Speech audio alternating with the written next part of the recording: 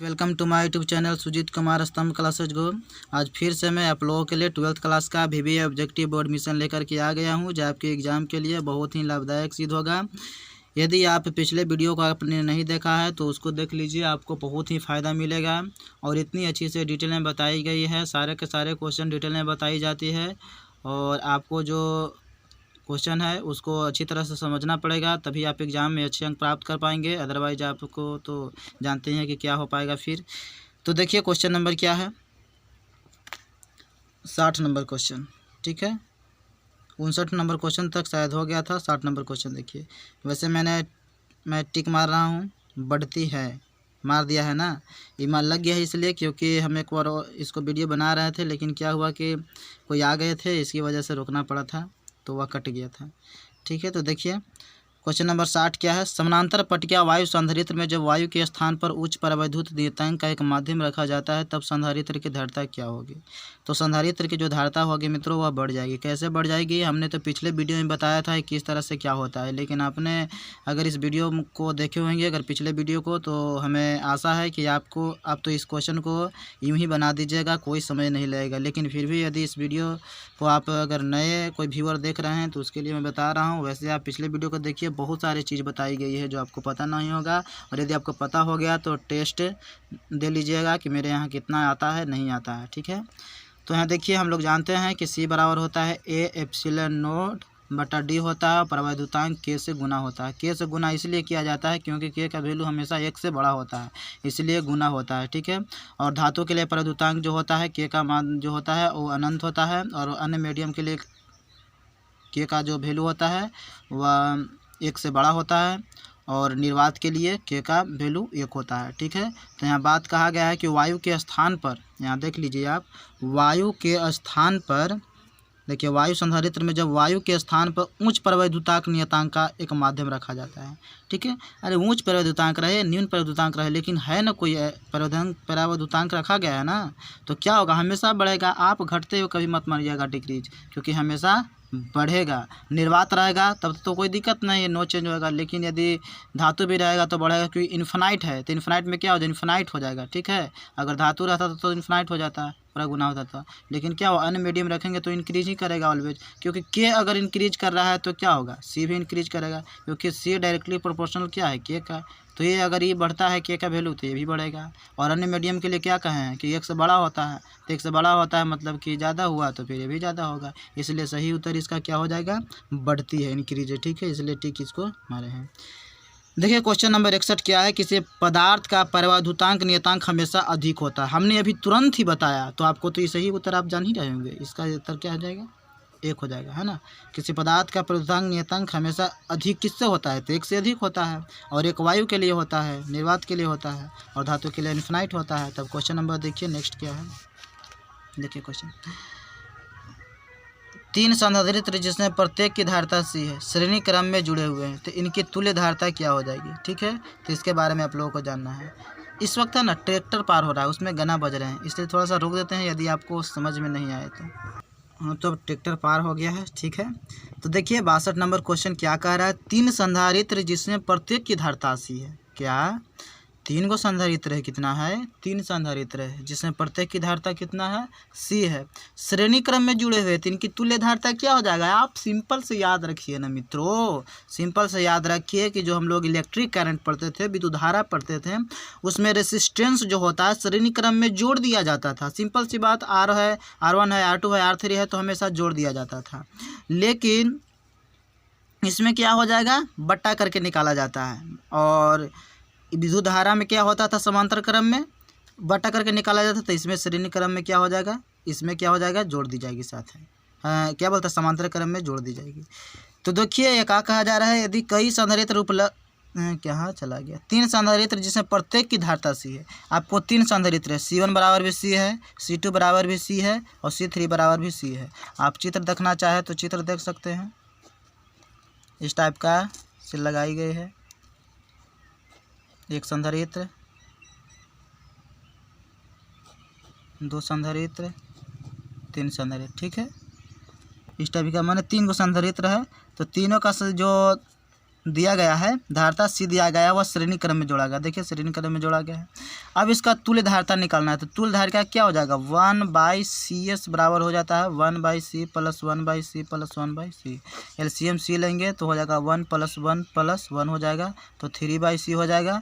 तो यहाँ आया है आपको 1/CS, ऐसा नहीं कि 3/C ही आपका उत्तर आया, आपको तो इसको पूछ रहा है ना, सीरीज में आपको पूछ रहा है, ठीक है, तुल्य धारता पूछ रहा है। तो देखिए CS निकालिएगा तो क्या हो जाएगा, C/3 हो जाएगा, उलट जाएगा। तो मतलब यह मेरा वैल्यू हो जाएगा। ऑप्शन में आप देखिए कि C/3 कहाँ है, तो C/3 आपको दिखाई दे रहा होगा, C/3 C ऑप्शन है, तो C ऑप्शन इसका सही हो जाएगा। अब क्वेश्चन नंबर देखिए 63 नंबर क्वेश्चन क्या है। हाँ, तो 63 नंबर कह रहे थे क्वेश्चन कि यदि कई संधारित्र उपलब्ध हो तो उसके समूहन में उच्चतम धारता प्राप्त करने के लिए उन्हें किस क्रम में जोड़ना चाहिए। किस क्रम में जोड़ना पड़ेगा भाई, आप ही देख लीजिए भाई। हाँ, तो मैं क्या कह रहा था, कुछ डिस्टर्ब हो जाता है यार, कोई याद आता है ना, इसलिए दिक्कत हो जाता है। वैसे देखिए मैं बता रहा हूँ, मान लिया जाए कि मेरा तो संधारित्र है, आपको तो ये क्लियर है ना मित्रों कि हम क्या चैप्टर पढ़ रहे हैं, ये संधारित्र वाला पढ़ रहे हैं, ठीक है।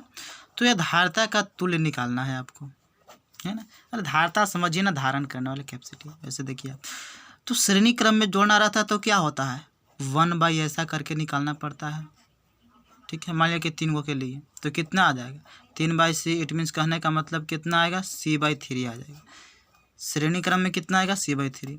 अगर आप समांतर क्रम देखते हैं तो कितना आ जाएगा, समांतर क्रम पैरेलल के लिए क्या होता है, सिंपल से डायरेक्टली जोड़ दिया जाता है। तो डायरेक्टली जोड़ दिया जाता है तो कितना आ जाएगा, 3C आ जाएगा। तो आप ही बताइए कि 3C बड़ा है कि C/3 बड़ा है। तो कहिएगा कि ना ना ना ना ना ना, ये तो 3C बड़ा है। तो 3C बड़ा है तो बताइए कि ये पैरेलल है कि सीरीज है, तो पैरेलल है। तो पैरेलल है तो बताइए कि किस कॉम्बिनेशन में ज़्यादा होता है, तो पैरेलल में। तो आइए सीधी सी बात पैरेलल पर, और टिक मार दीजिए पैरेलल पर समांतर क्रम। यदि कोई संधारित्र उपलब्ध हो तो उसके समूहन में उच्चतम धारता प्राप्त करने के लिए उन्हें किस क्रम में जोड़ना चाहिए मित्रों, तो समांतर क्रम में जोड़ना चाहिए। और यही रहता है अगर विद्युत धारा में तो श्रेणी क्रम में जोड़ देते, सिंपल सी बात है। मिश्रित क्रम में भी छोटा ही होगा ना, क्योंकि समांतर श्रेणी क्रम क्या करेगा यार कि जोड़ के और कम कर देगा, तो उतना तो प्राप्त हो नहीं सकता। मैक्सिमम की बात किया जाए तो समांतर क्रम है, संधारित्र क्रम में बात बता रहा हूँ, ठीक है। विद्युत धारा के लिए तो श्रेणी क्रम में होगी, रेजिस्टेंस के लिए। तो देखिए क्वेश्चन नंबर मेरा 64 है, आप देख सकते हैं। किसी समांतर पट्टिका संधारित्र के दोनों प्लेटों के बीच एकांक आयतन में संचित ऊर्जा का मान कितना होता है। ओहो, ऐसा बात है। तो देखिए वैसे तो आपको तो ऐसे ही बता दे रहा हूँ कि 1/2 एप्सिलॉन नॉट E² होता है, मतलब इसका सही उत्तर होगा B, ठीक है। लेकिन कैसे होता है उसे ही बता देता हूँ कि छोड़ दूँ, ठीक है, बता ही देता हूँ, शायद आपके दिमाग में शंका होगी। कम से कम आपको सिद्ध करने तो आ जाएगा ना, सिर्फ मैं लैंग्वेज नहीं लिखूँगा, क्योंकि सिद्ध करके 5 नंबर वाला थोड़े बता रहा हूँ। तो देखिए हम लोग जानते हैं इसमें क्या पूछा जा रहा है, एकांक आयतन में संचित ऊर्जा पूछा जा रहा है। हम लिख दे रहे हैं आपको, एकांक आयतन में संचित ऊर्जा पूछा जा रहा है, संचित ऊर्जा पूछा जा रहा है ना। तो एकांक आयतन में संचित ऊर्जा जो होता है ना, इसी को कहा जाता है ऊर्जा घनत्व। इसको क्या कहा जाता है मित्रों, ऊर्जा घनत्व कहा जाता है, ठीक है। सिंपल सी बात है। चलिए अब उसके बाद हमको अब सिद्ध करना है, तो सिद्ध करना है ऊर्जा घनत्व का। तो ऊर्जा घनत्व को क्या कहा जा रहा है, परिभाषा क्या कहते हैं, एकांक आयतन में संचित ऊर्जा। तो एकांक आयतन V में संचित एनर्जी, V में संचित क्या, एनर्जी, इसी को क्या कहते हैं, ऊर्जा घनत्व। तो हम छोटका U से सूचित कर दे रहे हैं ऊर्जा घनत्व का, ठीक है। तो देखिए हम लोग जानते हैं कि धारता के लिए कि 1/2 CV² संचित ऊर्जा होता है, ठीक है। संचित ऊर्जा कितना होता है, 1/2 CV²। और एकांक आयतन में संचित ऊर्जा आपको ज्ञात करना है, ठीक है। तो देखिए 1/2 CV² होता है। अब बात रही आयतन का, तो हम आयतन तो हम लिख ही सकते हैं, V = A × D लिख सकते हैं ना मित्रों, क्योंकि आयतन की मात्रा क्या होता है, मीटर क्यूब होता है। क्षेत्रफल के मीटर² और गुने ये डिस्टेंस है तो मीटर, तो क्या हो जाएगा मिल करके मीटर क्यूब, मतलब सिंपल सी बात है, दोनों बराबर है। तो हम क्या लिख सकते हैं, एरिया गुने डिस्टेंस इसीलिए लिख रहा हूँ क्योंकि हमको सूत्र बनाना है ना, तैयार करना है ऊर्जा घनत्व, इसलिए ध्यान में रखते हुए ना कि जैसे मन तैसे आप रख देंगे तो दिक्कत हो जाएगा। तो ठीक है, आगे बढ़ते हैं। तो भी बराबर क्या हम नहीं लिख सकते हैं कि ए क्रॉस डी, ए क्रॉस डी नहीं लिख सकते हैं? बताइए कि हम नहीं लिख सकते हैं ए क्रॉस डी? तो कहे कि हाँ लिख सकते हैं ना, क्योंकि आपने तो समझाया यहाँ, तो मैं तो लिख ही सकता हूँ। तो आगे देखिए, तो 1/2 सी के जगह पर क्या हम नहीं लिख सकते हैं? सी बराबर चूंकि होता है A epsilon not by D. यह किसके लिए सूत्र तैयार होकर के आता है? यह आता है समानांतर पटिका संधारित्र। आप समानांतर पटिका संधारित्र जानते होंगे कि इस टाइप का ऐसा ऐसा रहता था और ऐसा ऐसा है, और इसे प्लस प्लस प्लस आवेश जमा है, माइनस माइनस माइनस माइनस आवेश जमा है। ठीक है, तो इसको क्या करते हैं, आप सिद्ध करते थे, तो आप सिद्ध करते थे तो आता था ना जी, आप सिद्ध करते थे। इस टाइप का बहुत लंबा होता है ना, मान लीजिए इतना हम मान लिए, तो आपको यही सूत्र प्राप्त होता था, सी बराबर A epsilon not by D गुने, अगर परावैद्युतांक मीडियम रखते थे तो के होगा। ठीक है, मैंने यहाँ के नहीं रखा है, सिर्फ निर्वात ले लिया है। ठीक है, तो A epsilon not by D, आपको अगर मीडियम लेना होगा तो बीच बाद में के से गुना कर देना। ठीक है, देखिए 1/2 सी भी स्क्वायर। ठीक है, आपको पूछ रहा था एकांक आयतन में संचित ऊर्जा ही पूछ रहा है, तो देखिए 1/2। अब सी के बाद की सी के जगह पर क्या हम नहीं लिख सकते हैं कि A epsilon not by D होता है? नहीं लिख सकते हैं, भी स्क्वायर हो जाएगा, भी स्क्वायर जो आपको दिया गया है भी स्क्वायर हो। अब नीचे जो ए गुने डी दिया गया है, तो क्या हम नहीं लिख सकते हैं मित्रों? तो ठीक है, अब ऊपर क्या आ गया, 1/2 गुने A epsilon not by D गुने भी स्क्वायर। ठीक है, और नीचे ए डी है तो ऊपर जाएगा तो क्या हो जाएगा, 1/AD हो जाएगा, क्योंकि AD/1 मान लेते हैं, तो 1 क्या हो जाएगा, AD हो जाएगा। ठीक है, आपको मैथ बजा होगा तो कोई दिक्कत ही नहीं होगा।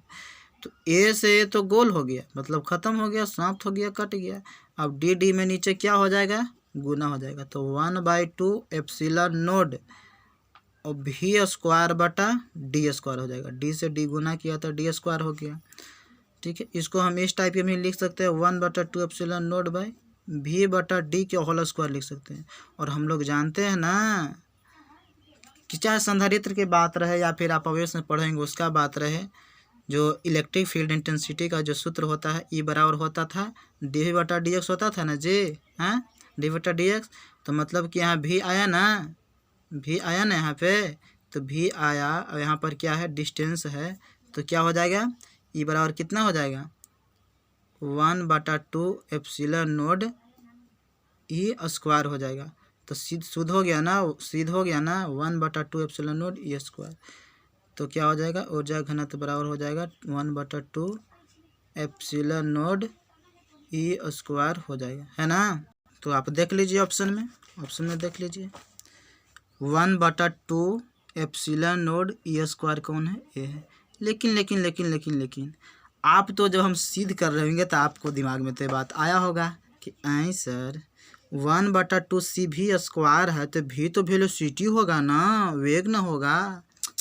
नहीं भाई नहीं, ये कोई किनेटिक एनर्जी का सूत्र नहीं है कि 1/2 mv स्क्वायर होता है तो भी यहाँ पे वेलोसिटी है, वेग है। भाई 1/2 सी भी स्क्वायर है, इसमें भी जानते हो क्या वोल्टेज है, वोल्टेज विभवांतर यदि धारिता पढ़ेंगे तो आप जानते हो किस तरह से सिद्ध होता है, वर्गडन के रूप में सबसे पहले आएगा, उसके बाद ये संचित ऊर्जा में मान लिया जाता है मित्रों। ठीक है, तो इसका भी सिद्ध करके बताऊंगा, लेकिन मेरा सब्सक्राइबर बढ़ ही नहीं रहा है तो कोई दिक्कत नहीं, कम से कम 2000 पार हो गए तभी तो बताऊंगा। ये सब चीज़ सारा चीज़ मैं डेरिवेशन करके बता दूंगा, मेन सूत्र निकाल करके बता दूंगा, ऐसा लगेगा कि फिजिक्स से सारा चीज़ मैं जानता हूँ। और मैथ तो कहना ही क्या है, मैथ तो हमने बना ही रहा है, वीडियो नहीं रहे तो धजिया उड़ जाएगा यदि आप पढ़ते हैं उसको, तो आपको लगा कि वाह क्या मैथ है, हम तो ऐसा सीखे भी नहीं है किस तरह से बताते हैं, तो आप देख लीजिएगा। वैसे देखिए 1/2 एप्सिलॉन नॉट ई स्क्वायर आ गया ना, तो इसमें तो कोई कन्फ्यूजन नहीं होना चाहिए मित्रों। ठीक है, और हम लोग जानते हैं डी बटा डी एक्स तो आ ही गया, 1/2 ई आया तो ए स्क्वायर है तो square. Thank you for watching video, इसका सही उत्तर हो जाएगा ए हो जाएगा, ए स्क्वायर हो जाएगा। ठीक है, अच्छा लगता है तो लाइक कीजिए।